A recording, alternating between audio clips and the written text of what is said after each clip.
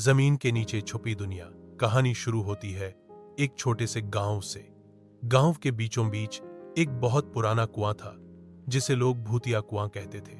किसी को याद नहीं था कि वह कब से है, लेकिन यह मान्यता जरूर थी कि उस कुएं के नीचे कोई रहस्यमयी जगह छुपी हुई है।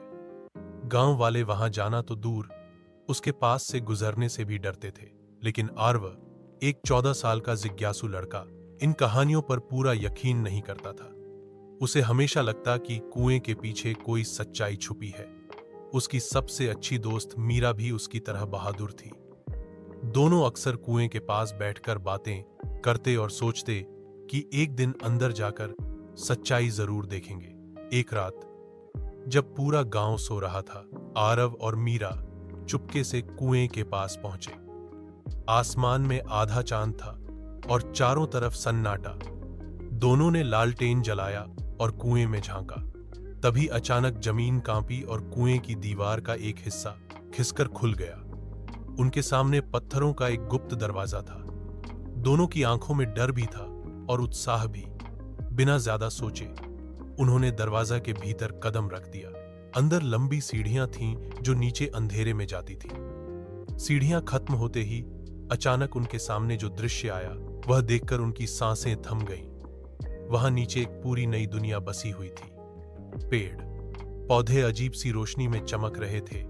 नदी ऊपर की तरफ बह रही थी और हवा में उड़ती तितलियां नीली आग जैसी चमक रही थीं। आसमान नहीं था, लेकिन ऊपर किसी जादुई पर्दे से नीली रोशनी टपक रही थी।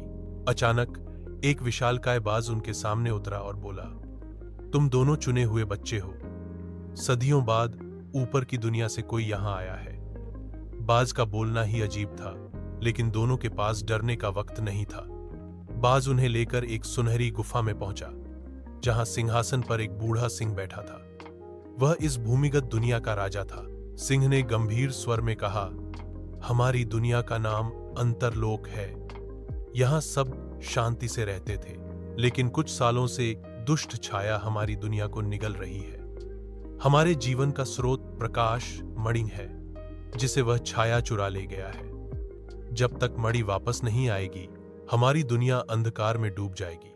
आरव और मीरा ने एक दूसरे की ओर देखा और हिम्मत दिखाते हुए कहा, हम आपकी मदद करेंगे। सिंह ने उन्हें 2 जादुई उपहार दिए। आरव को एक तलवार जो अंधेरे में भी चमकती थी, और मीरा को एक अंगूठी जिससे तितलियों की सेना बुलाई जा सकती थी। दोनों अपने सफर पर निकल पड़े। रास्ता आसान नहीं था। उन्हें पिघले हुए लावे के पुल पार करने पड़े, बोलने वाले सांपों के जाल से बचना पड़ा और अंधेरी गुफाओं से गुजरना पड़ा। लेकिन हर मुश्किल ने उन्हें और मजबूत बना दिया। आखिरकार वे छाया के कलिले तक पहुंचे। किला पूरी तरह काले धुएं से ढका हुआ था। जैसे ही वे अंदर पहुंचे, एक ठंडी हवा चली और काले धुएं से एक विशाल आकृति उभर आई। वही दुष्ट छाया। उसकी आवाज गूंजी, ऊपर की दुनिया के बच्चे, तुम मुझे नहीं रोक सकते। यह अंधकार अब सदा के लिए रहेगा। आरव ने तलवार उठाई और बोला, जहां रोशनी है वहां अंधेरा टिक नहीं सकता। भयंकर युद्ध शुरू हुआ।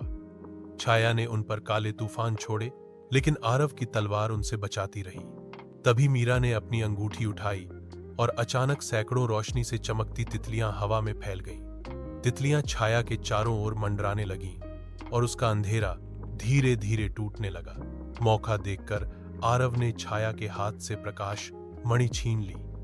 मणि जैसे ही उनके हाथों में आई, पूरी गुफा रोशनी से भर गई। छाया दर्द से चिल्लाया और फिर हवा में घुलकर गायब हो गया।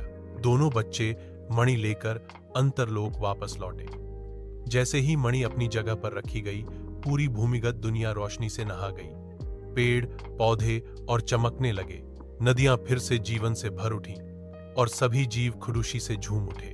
राजा सिंह ने बच्चों को आशीर्वाद दिया और कहा, तुम दोनों ने हमारी दुनिया बचा ली, लेकिन अब लौट जाओ। यह राज तुम्हारी दुनिया को कभी पता नहीं चलना चाहिए। बाज उन्हें फिर से कुएं के पास लेकर आया। जब वे बाहर निकले तो सुबह का सूरज निकल चुका था।